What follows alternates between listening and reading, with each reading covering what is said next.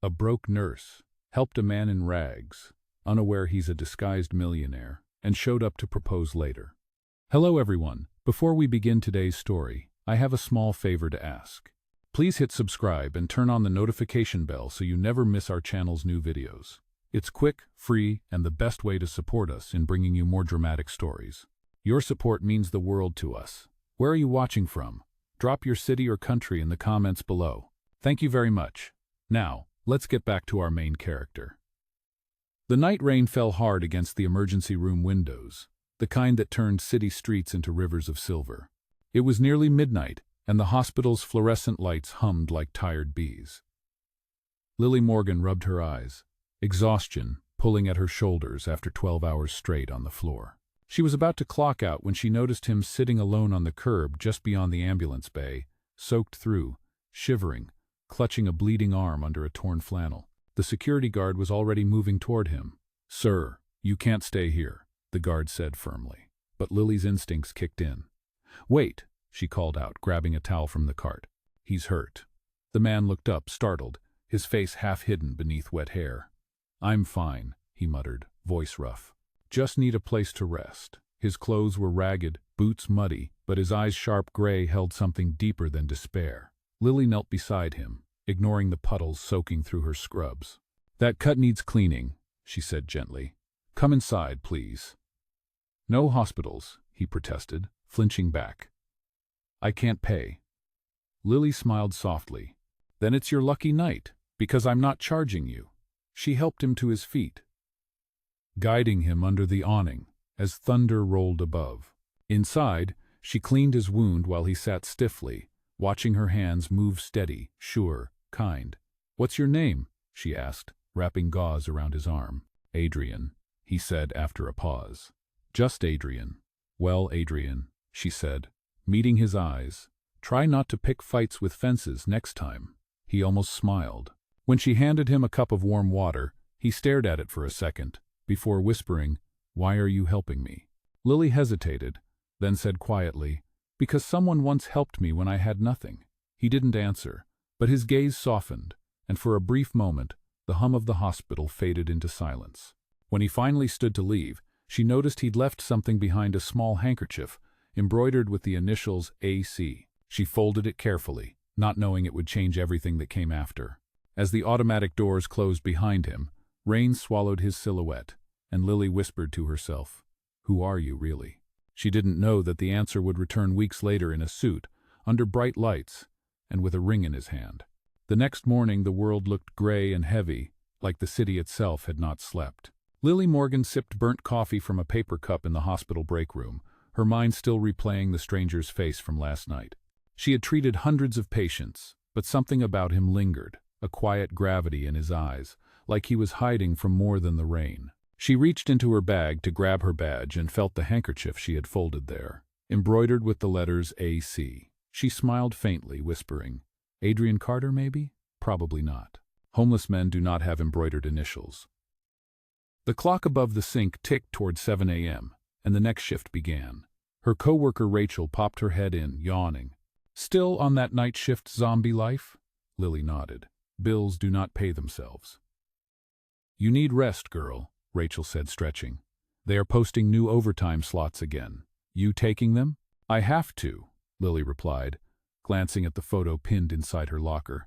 Her mother's smile looked pale even in the picture. Chemotherapy had drained every bit of savings they had, and the next session was due in a week. She tucked the photo back and sighed. Sometimes she wondered if anyone remembered that nurses could break too. The day dragged on with the weight of exhaustion. Lily checked vitals, changed dressings, and comforted families who looked at her like she carried miracles in her hands. Between patients, she scribbled notes in her worn planner shift schedule, pharmacy bills, rent due. There was no room for mistakes, no time for rest, no space for herself. During her short lunch break, she sat on the bench behind the hospital, the one spot that caught the morning sun. The city buzzed beyond the chain-link fence-car horns, distant laughter, the hum of life continuing without her. She stared at her reflection in the thermos lid, noticing the faint shadows beneath her eyes. "You are running on caffeine and prayers," she murmured to herself.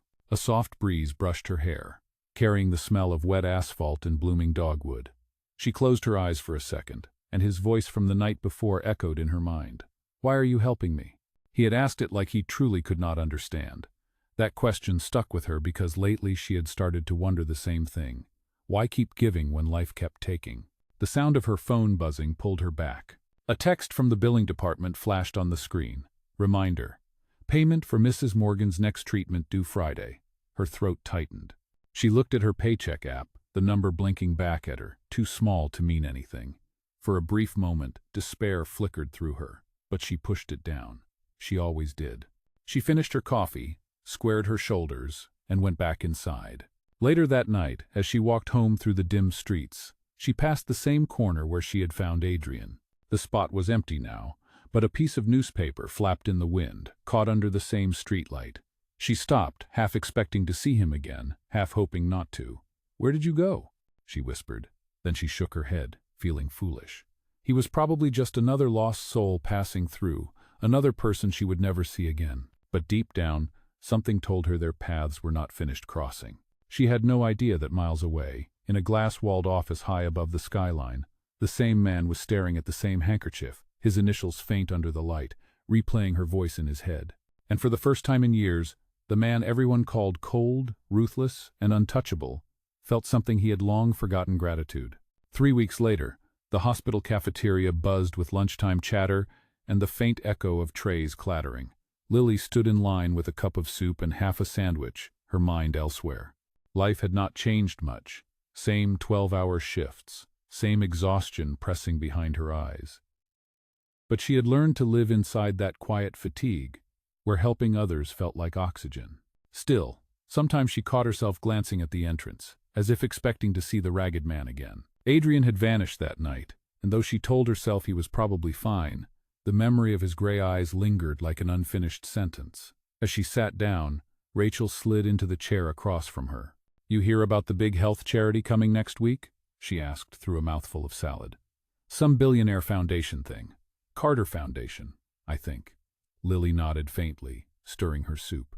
"Yeah, the nurses' board mentioned it. They said volunteers might get permanent contracts if they do well." Rachel smirked. "Then you better smile extra bright. You are practically the poster girl for kindness." Lily laughed softly. "Please, I just want enough overtime to pay rent." But later that evening, as she read the volunteer notice on the bulletin board, something strange tugged at her chest. Carter Foundation. The name shimmered in her mind like a faint bell. AC. She froze. The initials on the handkerchief. It could not be, she told herself. Still, she slipped her phone from her pocket and searched the name. The results flooded in images of a tall, composed man in a navy suit, hand-in-hand shake photos, headlines reading, "Adrian Carter, CEO of Carter Foundation, announces healthcare outreach." She stared at the screen, her heart hammering. The face was the same, only cleaner, sharper, wrapped in wealth and confidence. It was him, the man she had treated as a drifter, the man who had asked her why she helped him. Her breath caught. For a moment anger flared. Had he been testing her? Playing a game? But the next second, confusion softened it. He had not lied. He had simply never explained. That night she lay awake, the city humming beyond her window, replaying every word he had said. "Why are you helping me?" Maybe it had not been a trick. Maybe it had been a question he genuinely needed answered. When morning came, she made a choice. If fate wanted to play this strange card, she would face it head-on. The following Tuesday arrived with sunshine and nerves. The hospital lobby gleamed, decked with banners bearing the Carter Foundation logo. Volunteers lined up to greet the visiting team. Lily adjusted her name badge, her palms damp. She told herself she was ready, but when the glass doors slid open and he stepped through, all air seemed to vanish. Adrian Carter was exactly as the photos showed, poised, commanding, yet somehow gentler in person. His eyes scanned the room briefly before landing on her. The recognition was instant. His expression shifted from surprise to something quieter, deeper. He took a step forward. "Nurse Morgan," he said, his voice low but steady. "It is good to see you again." Every nurse nearby turned, confused by the familiarity in his tone. Lily's heartbeat stumbled. "Mr. Carter?" she managed. "I did not know you were leading this." "I wanted to see the people who make real change," he said simply. "And one in particular." The words hung in the air like a secret only they understood. She blinked, trying to steady herself. So the man in rags. He smiled faintly. That was me. I was working undercover for a project on healthcare empathy. But that night, you reminded me what it actually means to care. You did not see status, you just saw someone who needed help. Lily's throat tightened. You could have told me. I could have, he admitted. But then it would not have been real. The room buzzed with cameras and introductions, but for a moment, it all disappeared. There were just two people, standing between who they had been and who they might become. Adrian extended his hand toward her, not as a millionaire, but as the man who had once asked a simple, honest question. Would you walk with me, Lily? He asked quietly. And though she hesitated, she placed her hand in his, feeling that same warmth from the night rain, not knowing this moment was only the beginning. The next few days unfolded like a strange dream that felt too bright to be real. Lily found herself working side by side with the Carter Foundation team, organizing free checkups, distributing medical supplies, and teaching first aid to volunteers from smaller clinics. Everywhere Adrian went, people greeted him with admiration and warmth, yet he always seemed to drift back toward her, asking for her opinion, listening when she spoke, treating her not as a nurse, but as an equal. It unsettled her at first. The same man who had once sat in rags now moved through crowds of executives and donors as though he owned the air itself. But his tone with her remained the same, steady, respectful, quietly sincere. One afternoon, after hours of setting up vaccination stations, he found her in the break area, sipping from a paper cup of lukewarm coffee. You look exhausted, he said, offering a bottle of water. That is part of the job, she replied, smiling faintly. You should see me after the night shift. He chuckled softly. I have seen you after worse. You were drenched in rain and still trying to save a stranger who refused help. She looked down, embarrassed. I did not do anything special. That is exactly why it was, he said simply. For a moment, silence hung between them, the kind that felt safe. Then he reached into his pocket and pulled out a folded handkerchief, the twin of the one she had kept. The initials AC shimmered under the light. You kept mine, he said quietly. It reminded me there are still people who care without wanting something in return. Her breath caught. You remember that night? Every second, he said. I did not mean to mislead you. I just needed to see what kindness looked like when no one was watching. She wanted to be angry, to tell him how cruel it felt to be tested, but the words would not come. His eyes were too genuine, too human for accusation. You did not have to test anyone, Adrian, she finally said. People who care, they just do. No disguises needed. He nodded, his expression softening. Then, let me make it right. Help me design something better. A real outreach program run by people like you, not board members in suits. I want you to lead it. She blinked, stunned. Me? I am just a nurse. You are exactly who it needs, he said. You see people, Lily. Not patients, not numbers people. The words sank deep, both frightening and thrilling. For years she had worked quietly behind closed hospital doors, unseen and undervalued. And now, here was this man, standing before her, offering a chance to do something meaningful on a scale she had never imagined. That night, she called her mother from the hospital corridor. Mom, she said, her voice trembling with a mix of joy and disbelief. Someone believes in me. Her mother's voice came soft and tired, but full of pride. You deserve it, honey. You always did. The following week, Lily joined the foundation officially, shadowing Adrian in meetings and fieldwork. Every day revealed another side of him, the way he listened to the stories of struggling families, how he paused before signing a check, as if weighing not just numbers but lives.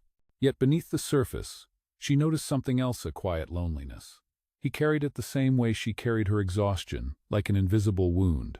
One evening, after a long day visiting a rural clinic, they sat in the back of the foundation car watching the city lights appear over the horizon. You could have chosen anyone for this project, she said softly. Why me? He looked out the window for a moment before replying. Because that night, you looked at me like a person, not a headline, not a paycheck, just someone worth saving. Her heart ached at the honesty in his tone. Outside, the city glittered like a promise waiting to be kept. She turned to him and said quietly, Then I hope I do not disappoint you. He smiled, almost tenderly. You could not, even if you tried. Neither of them realized it yet, but the simple act of kindness that had started in the rain was slowly turning into something deeper, something that neither money nor status could ever manufacture. Weeks passed, and the outreach program grew faster than anyone expected. What had started as a pilot became a movement across hospitals, community clinics, and remote health centers.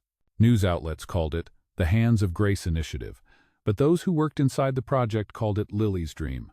She never took credit, but everyone could see the difference she made. Patients trusted her, volunteers followed her lead, and even the board members started asking for her input. Yet with every success came whispers that followed her through the hospital corridors. Some coworkers said she was only there because of Adrian Carter, the billionaire with the perfect smile and the mysterious connection to the broke nurse, who suddenly found herself in meetings with executives.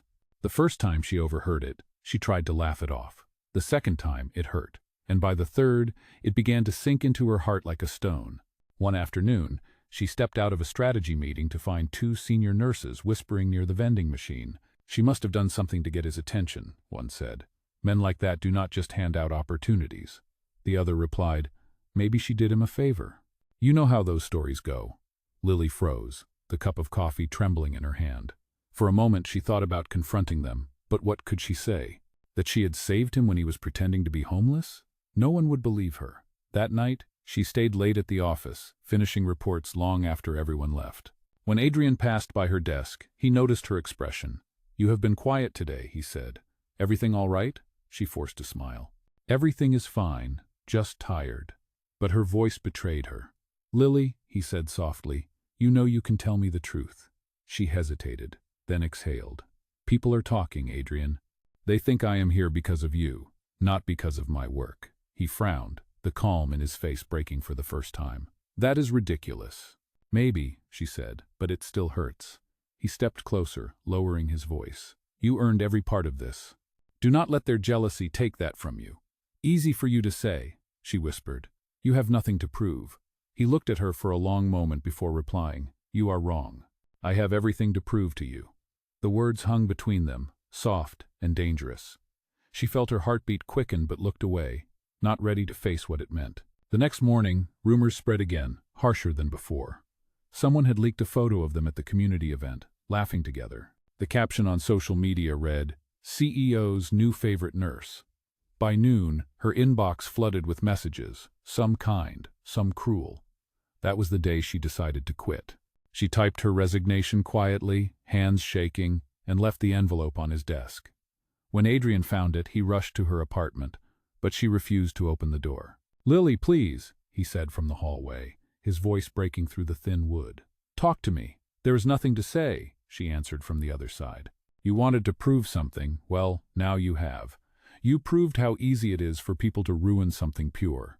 Then let me fix it, he pleaded. You cannot fix gossip, she said, her tone weary. It will just follow us everywhere. Silence filled the hallway. Then he said quietly, You once told me kindness does not need disguises. Maybe love does not either. Let me be honest this time. But she did not answer. Inside, she leaned against the door, tears burning her eyes. She wanted to believe him, wanted to open that door and let him in. But she also wanted peace, a life that was hers alone. Outside, Adrian stood for a long time, hand pressed against the door, the echo of rain starting once more in the distance, the same sound that had brought them together. Neither of them knew that this storm would soon wash away everything false and reveal the truth that had been waiting all along. For days after she quit, Lily's apartment felt like an empty shell. The sound of rain outside her window echoed the same rhythm as that night months ago when she had first met Adrian in rags. But now the rain no longer felt cleansing. It felt heavy, relentless, the kind that blurred everything it touched. She spent her mornings searching for new jobs, her afternoons caring for her mother, and her nights lying awake, thinking of all the things left unsaid. Meanwhile, the foundation's name kept appearing on her phone screen, every headline colder than the last. Carter Foundation under fire after scandal rumors. Anonymous source claims CEO showed favoritism. Her stomach turned every time she read them. She knew exactly who those rumors were about, and she hated herself for being the reason his reputation was now on trial. One evening, while helping her mother with dinner, the television flickered with breaking news. A reporter stood in front of the foundation headquarters, microphones crowding the steps. Mr. Carter has refused to comment on the recent internal investigation, the reporter said. but sources confirm that several key sponsors have withdrawn their support until further notice. Lily's mother turned down the volume and looked at her gently. "You should talk to him, honey." Lily shook her head, her throat tightening. "It is better if I stay away. He needs to rebuild without my shadow." "And what about you?" her mother asked. "You gave that project everything. Do not let shame steal the good you built." Lily looked at her mother's frail hands, the IV marks fading along her veins. "Maybe that is the price of kindness, Mom. You give, and sometimes it hurts." But her mother only smiled softly. "Maybe, but the right kind of hurt still heals someone." Those words stayed with her all night. Across the city, Adrian sat alone in his office, the skyline stretching like a wall of glass and guilt. His public relations team had advised him to release a statement denying everything, but he refused. "If I start lying now, I lose the very thing she taught me," he said. He had replayed that night outside her apartment 100 times, wondering what he could have said differently. The truth was, he missed her, not the nurse who worked for him, not the woman who helped build his foundation, but the person who had knelt beside a stranger and offered kindness without expecting anything. Late one evening, he walked out of the office, ignoring his assistant's protests, and drove to the community clinic that Lily had designed. The sign still read "Hands of Grace," though the lights inside were dim. He stepped through the quiet hall, stopping in front of a framed photo on the wall, a snapshot of Lily teaching a group of young volunteers how to take vitals. She was laughing in the picture, hair tied back, eyes bright. For a moment, he forgot to breathe. The next morning, he called a press conference. Cameras flashed as he stepped onto the stage, no prepared statement in hand. "The rumors about favoritism are true," he said into the microphone. "I did favor someone. I favored the only person who reminded me that this foundation was never about power, but about people. Her name is Lily Morgan, and without her, none of this would exist." The room fell silent. She gave her time, her compassion, and her belief that kindness can change the world. "If that is a crime, then I am guilty." Reporters shouted questions, but Adrian simply walked away. That evening, Lily's phone buzzed nonstop with messages. Friends, coworkers, even Rachel called. "Did you see the news? He just told the whole world about you." Lily sat frozen, watching the clip again and again. Adrian's voice was calm, unwavering, and honest. Her eyes filled with tears as she whispered, "You stubborn man." By the time the next rainstorm rolled in, she was already on her way out the door, heart pounding with every step. Somewhere inside her, she knew this was the moment that would decide whether the story ended in regret or redemption. When Lily arrived at the Carter Foundation headquarters, the storm had already drenched the city. Rain pooled on the marble steps, and reporters huddled beneath umbrellas, shouting questions about the press conference. She slipped past them quietly, her heart thudding against her ribs. The lobby was almost empty except for a receptionist who blinked in surprise at her. "He is in the main hall," the woman said softly, recognizing her face. Lily followed the sound of voices until she reached the end of the corridor. Through the open doors, she saw Adrian standing before the board of directors, calm and steady despite the chaos around him. "You cannot sacrifice the company's image over one woman," one of the executives said sharply. "You have lost sponsors, Adrian." He met their anger with quiet conviction. "Then I will rebuild with people who believe in truth." What we built was not a charity for appearances. It was born from someone who chose kindness over comfort. The room fell into uneasy silence. When the meeting adjourned, Adrian turned and saw her standing there. For a long moment, neither of them moved. Then he walked toward her, his suit damp from the rain seeping through the broken window seals. "You should not be here," he said gently, though his eyes betrayed relief. "And yet, here I am," she answered, her voice trembling. "You should not have said all that, Adrian. The world will twist your words." He smiled faintly. "Let them. The truth only hurts when you hide it." She took a step closer. "Why did you do it?" "Because I could not let you carry this alone," he said. "They needed to hear what you mean to me, not just as a nurse, not as a partner in work, but as the reason I remember what compassion feels like." She swallowed hard, her breath shaking. "You ruined your reputation for me." "No," he replied softly. "You saved it." He looked down, rainwater dripping from his hair. "Lily, you once told me that kindness does not need disguises. Maybe love does not either." For a heartbeat, the world felt still. Then, without thinking, she reached for his hand. "I hated you for not telling me who you were," she admitted. I felt like a fool for believing in something that was never real. It was real to me, he said, voice raw, every moment. She studied his face, searching for the man she had met that night in the rain, the quiet stranger with tired eyes. He was still there, beneath the wealth, the fame, the guilt. What happens now? She asked quietly. Now, he said, we start over. No disguises, no rumors, just truth. Before she could answer, a voice echoed from the hall. It was one of the board members, a stern woman who had once doubted Lily the most. Mr. Carter, if what you said is true, then we owe this woman an apology. The program's success speaks for itself. We will continue funding Hands of Grace. Lily turned, startled. The woman approached her and extended a hand. You built something remarkable, Miss Morgan. We lost sight of what mattered. Lily hesitated, then shook her hand. For the first time in months, she felt the weight in her chest lift. As the crowd dispersed, Adrian leaned close and whispered, See? The truth still stands, even when everything else falls apart. She smiled through tears. You are impossible. And you, he said, brushing a strand of wet hair from her cheek, are unforgettable. Outside, the rain had softened to a drizzle. They stepped through the glass doors together, the city lights reflecting in puddles like fragments of hope. For a moment neither spoke. Then she said quietly, Do you think people can really start over? He looked at her, eyes warm and certain. If they are brave enough to forgive, yes. She nodded, and as they walked down the steps side by side, the night that had once separated them finally became the night that brought them home. In the weeks that followed, the storm that had once surrounded them slowly began to fade. The media found new stories, the sponsors returned, and the Carter Foundation regained its footing stronger than before. But what mattered most was not the headlines. It was the quiet way things healed. Lily returned to the foundation as the official director of Hands of Grace, though she hesitated to accept the title at first. I am not a leader, she told Adrian one evening as they reviewed program plans in his office. I am just someone who believes in helping. He smiled. That is exactly why you should lead. People follow hearts, not titles. She laughed softly, shaking her head, but deep down she knew he meant it. The program expanded across several states, offering free medical care to rural communities and training young nurses who reminded Lily of herself years ago, overworked, underpaid, but full of hope. The more she worked, the more she saw how much one act of kindness could multiply. Every new clinic felt like another chance to rewrite a life.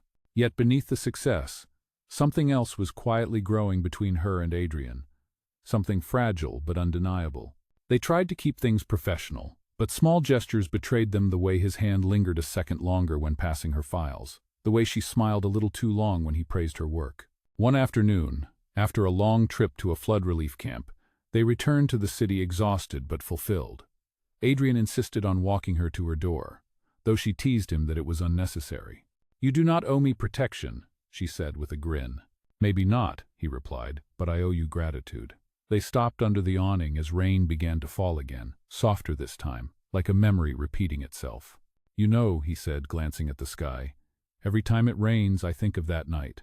You, a tired nurse in scrubs, still choosing to help a stranger. She smiled faintly. And you, a millionaire pretending to be lost. He laughed quietly. I was lost, Lily, just not in the way I thought. Their eyes met, and the air between them shifted. For a moment neither spoke. Then she said softly, Adrian, you do not need to keep proving yourself. You have already done enough. He shook his head. I am not trying to prove anything anymore. I am trying to give back what you gave me a reason to care again. He reached into his pocket and pulled out something small and wrapped in tissue. I kept this since the night we met, he said, unfolding it. It was the original handkerchief, the one she had cleaned and saved. The letters AC were still there, though slightly faded. This was the first thing that made me believe in people again. But it belongs to you now. She stared at it, tears stinging her eyes. You kept it all this time? Every day? He said softly. Because it reminded me that the greatest wealth is not what we own, but who we meet when we have nothing. She took the handkerchief in her hands, her voice barely above a whisper. You are impossible, Adrian Carter. He smiled. So are you, Lily Morgan. The rain thickened, pattering against the pavement in a rhythm that felt familiar and alive. He hesitated for a second before saying, Tomorrow, there is a donor event at the city hall. Come with me. As my partner, not my employee. She froze, caught between surprise and fear. Adrian, people will talk again. Let them, he said simply. This time, we do not hide. Her heart raced. For the first time in a long while, she was not afraid of what people would say. She nodded slowly. All right, she said, but only if there is coffee afterward. He laughed, relief and affection mingling in his eyes. Deal.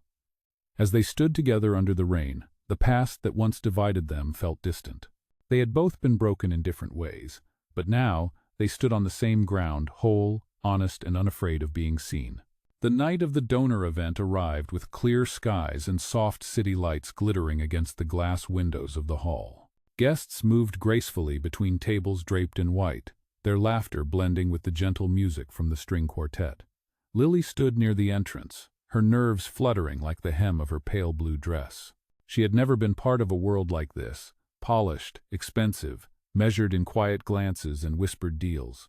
For a moment she almost turned to leave. But then she saw Adrian walking toward her through the crowd, his expression both proud and tender. You look beautiful, he said simply. You look like someone who belongs here. She smiled nervously. I do not think I will ever belong in a room like this. Then I suppose it is lucky that I am not asking you to, he replied. Just stand beside me, like you always have. Together they greeted donors, shared stories about the clinics, and laughed between conversations. For the first time, Lily noticed how people looked at them not with judgment, but with admiration. It seemed that honesty had done what no amount of wealth or reputation could. As the evening drew to a close, Adrian stepped onto the small stage, microphone in hand. A year ago, he began, this foundation almost collapsed. Not because of money, but because I forgot what it was built for. I forgot that compassion is not a strategy, it is a choice. He turned slightly toward her. Someone reminded me of that. A nurse who saw a man bleeding on the street and helped him, not knowing who he was, not caring about what he had. She just helped, because that is who she is. Lily's eyes widened, her heart racing as every guest turned to look at her. Adrian continued, his voice steady but filled with emotion. That act of kindness changed everything. It rebuilt this foundation, and it rebuilt me. So tonight, I would like to give something back. He stepped down from the stage, crossing the room until he stood before her. The crowd fell silent. From his jacket pocket, he pulled out a small velvet box. Lily Morgan, he said softly. The night we met, you gave me something I could never repay hope. You reminded me that love does not need disguises, and kindness does not need reward. But I have one request left. He opened the box, revealing a simple ring that shimmered under the lights. Will you let me spend the rest of my life proving that the world can still be good? Will you marry me? For a second, time seemed to stop. The music faded, the noise vanished, and all she could hear was her heartbeat and his voice echoing softly in her memory from that rainy night. Why are you helping me? Tears welled in her eyes as she whispered, because someone once helped me when I had nothing.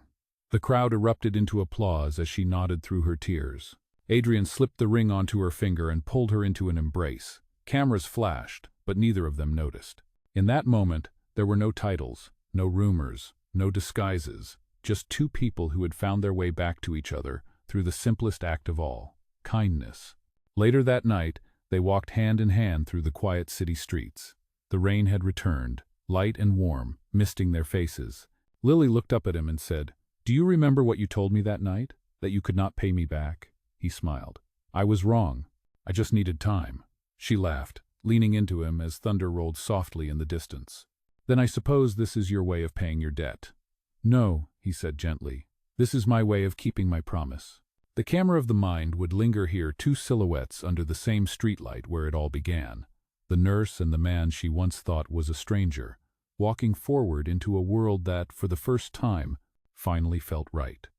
And so, from a single act of compassion, came a lifetime of love, a reminder that true wealth is not what we have, but who we choose to be kind to when no one is watching.